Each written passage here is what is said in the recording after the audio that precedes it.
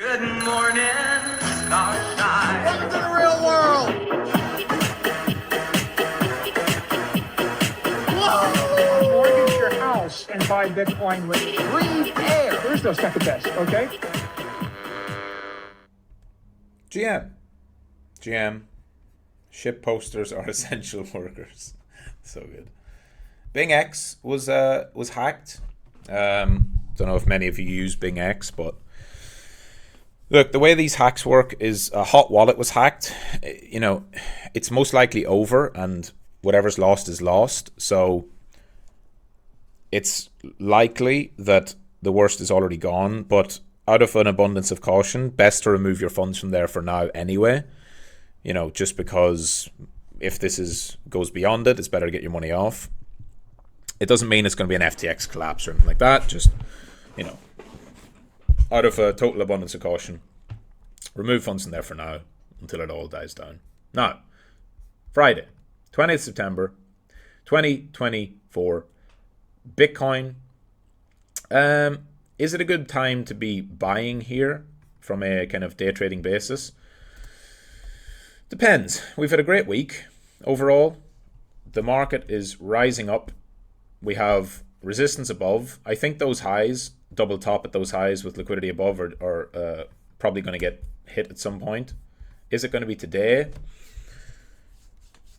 Maybe, but also when you have these strong kind of weekly moves and you have several days in a row that are positive, you'll get this crowding effect where people keep trying to leverage long and overextend themselves.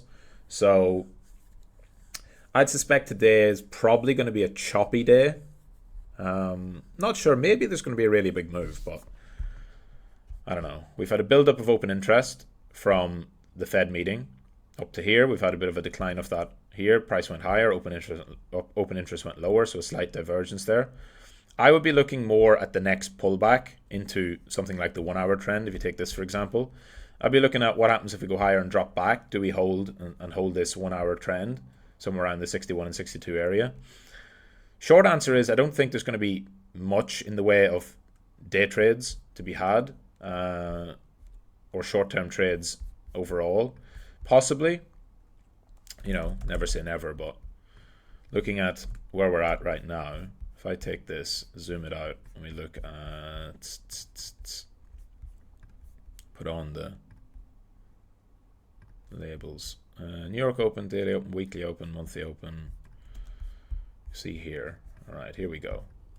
So yesterday's New York Open was around there. So that's where we're holding at. We're holding at yesterday's New York Open level. We've got the August, so last month's monthly open as a level above, which also correlates with these highs. So there's a confluence in that resistance. We have flipped and we're above July's monthly open. And our daily open for today is below us. Our daily open for yesterday is below as well. And New York Open from 2 days ago is well below. So how would I look at this? I think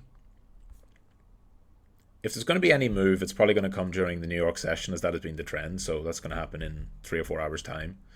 And yeah, I'm not of the opinion that there's going to be any major move. I think there's a lot of expectation in both directions for continuation or reversal. You know, bears are still going to fight the trend.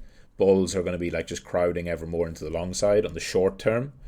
And I think the best, wherever it goes, like choppy, there's going to be some kind of pullback, right? I think we probably take out the highs, have a proper pullback, maybe back to this support here, and then going into next weekend or next week, you see a proper dip to buy. That'll be my guess. And so for today, I mean, is there any news today? Any catalyst today? Bank of Japan's already done its thing. Obviously, I mentioned how that was good. Oh, the fuck, get rid of that bullshit graph. Where's the graph? Let me take that graph off. There we go. Nothing. Only Canadian data today. No one gives a shit about Canada. Sorry, Bear. Yeah, I mean, look, we're getting to the point, and the reason why I'm saying this is we're getting to the point where, in terms of this recent trend, we're getting pretty overextended on low time frames, right? So we've rallied up, We've had higher lows. We've had dips getting bought all the way up, all the way up, all the way up. The edge you're having on getting long in the short term is ever decreasing. And it doesn't mean we have to go back all the way to the lows, but I think there's probably going to be some stopping of this trend where it just starts to go sideways for a bit. And then it probably goes sideways for longer than you think, longer you would like it to, and then the next move higher comes after that. So this kind of period here is where it probably gets really choppy. And you do see an attempt to go down, you do see an attempt to go up. So maybe there's some scalp moves to be had, but unless we see a strong, clean breakout well above 66, 67, that probably then can carry us towards 70. But I would much more lean towards this, some kind of chop for maybe the rest of the week or the rest of the month. Next Friday, we have the quarterly options expiry.